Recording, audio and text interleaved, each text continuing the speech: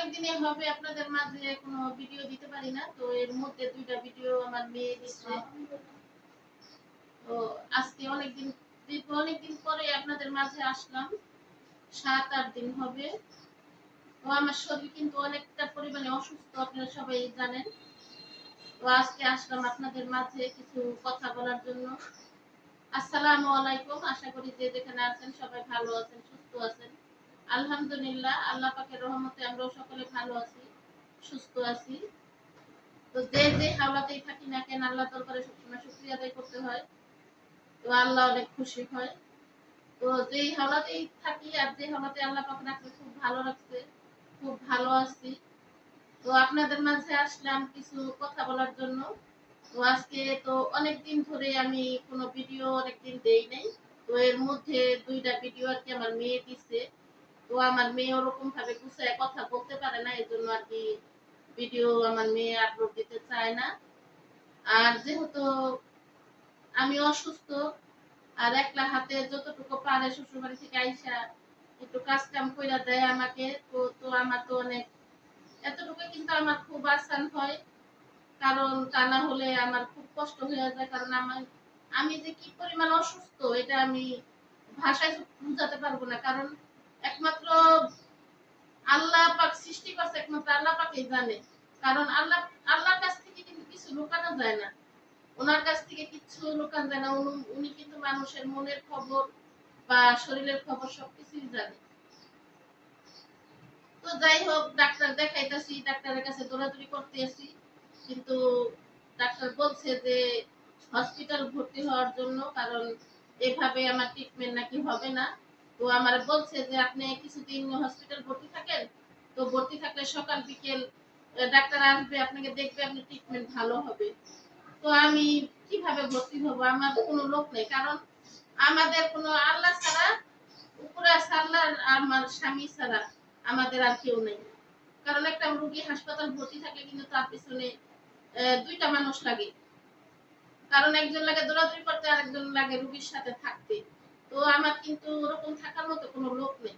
তো এর জন্য আমি না আর কি ওইখানে থাকি, আমি বলছি ডাক্তারে যে না, আমি ভর্তি হইতে পারবো না।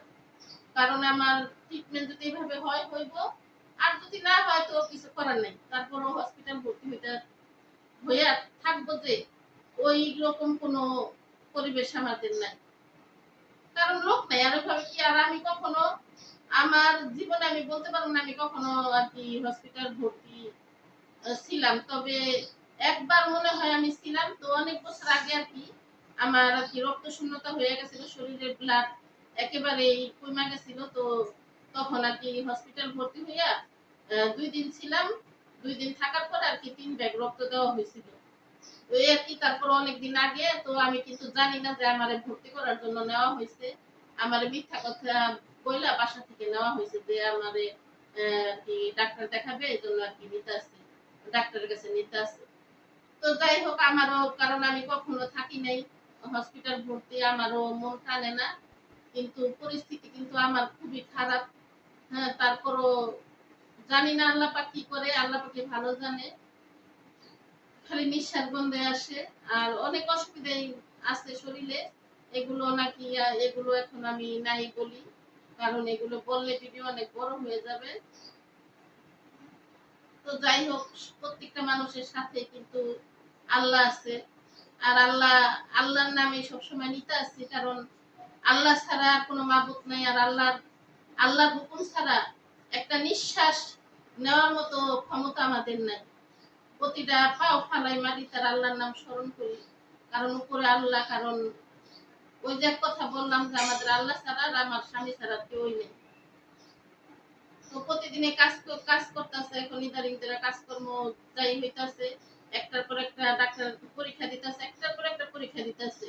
এই পর্যন্ত অনেক পরীক্ষা নিরীক্ষা করা হয়েছে।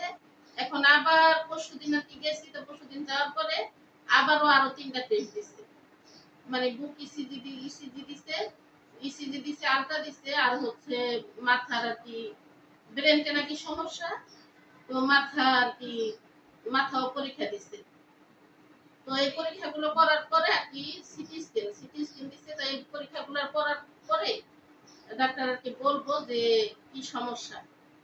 তো দেখি এগুলা করে আপনারা সবাই দোয়া করবেন আমার জন্য।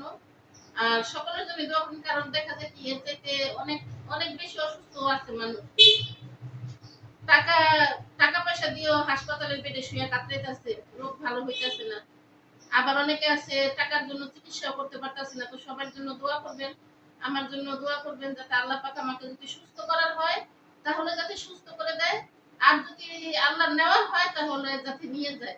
তো আমি নিতে নিতে বললেও তো নিবে না, কারণ আল্লাহর যখন হুকুম হবে তখন আল্লাহ পাক ঠিকই নিয়ে যাবে। কারণ এটা এই দুনিয়া ছেড়ে সবাই একদিন একদিন যেতে হবে। আমরা সবাই কিন্তু একই পথের পথি।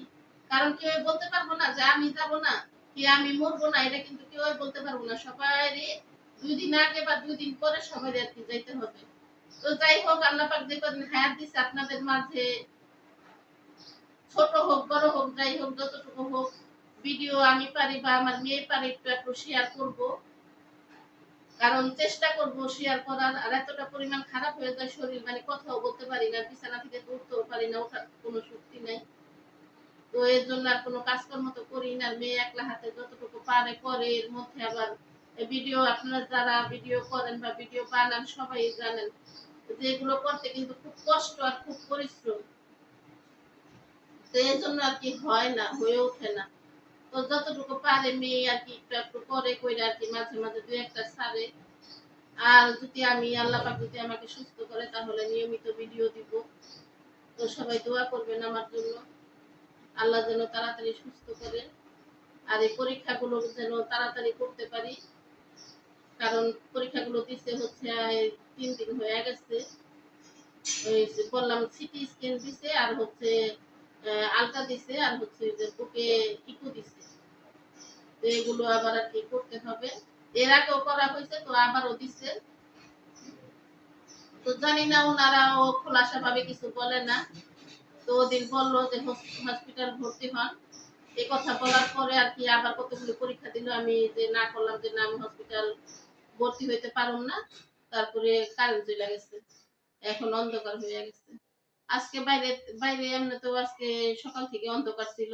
কারণ গতকালকে রাত্রে অনেক বৃষ্টি হয়েছে, প্রচুর পরিমাণে বৃষ্টি হয়েছে। তো আজকে সারাদিন একটু অন্ধকার অন্ধকারই ছিল। এখন একটু রোদের আর কি আলো দেখা যায়। তো এখন কিন্তু আমার পুরা ঘর হচ্ছে অন্ধকার হয়ে গেছে। তো যাই হোক, এই কথাগুলো আর কি আপনাদেরকে একটু জানানোর প্রয়োজন ছিল।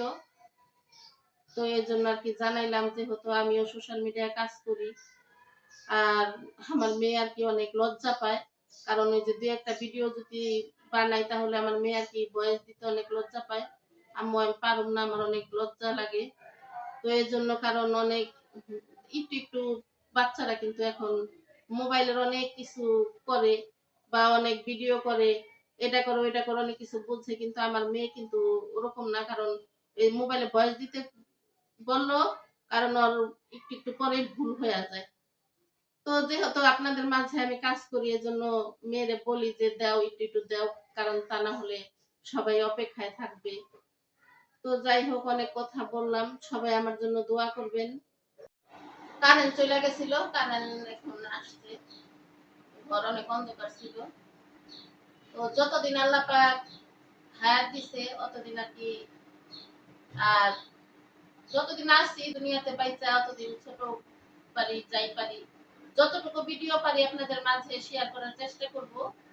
আর মারা গেলে তো আর ভিডিও আমার এই চ্যানেলটাই থাকবে না, কারণ আমি আমার মেয়েরে বলছি যে আমি মারা যাবার সাথে সাথে আমার চ্যানেলে যত ছবি আছে যত ভিডিও আছে এগুলা সব ডিলিট করে দিবা। কারণ এটা আমার কথাই আছে, কারণ আমি এগুলা যেন সাথে সাথে ডিলিট করা হয়, এটা আমি আর কি আরো আগেই বলছি। এখন যে অসুস্থ হয়েছে এর জন্য না, আমি আর এর আগেই বলছি। কারণ মরতে তো হইবেই, কারণ সুস্থ থাকি বা অসুস্থ থাকি মরতে তো হবেই, কারণ এটা সবাই জানে। তো এই জন্য আর কি আমার মেয়েরে বলে রাখছি যে যখনই আমার একটা কিছু হোক তখন সাথে সাথে আর কি এই মোবাইলের যত ছবি ভিডিও আছে এগুলো আগে ডিলিট করবা। তো এই ছিল আজকের কথা। তো আমার কথার মাঝে যদি কোনো ভুল ত্রুটি হয়ে থাকে সকলে ক্ষমার দৃষ্টিতে দেখবেন। তো সবাই ভালো থাকবেন, সুস্থ থাকবেন। আজকের মতো এই পর্যন্তই। সবাইকে আল্লাহ হাফেজ।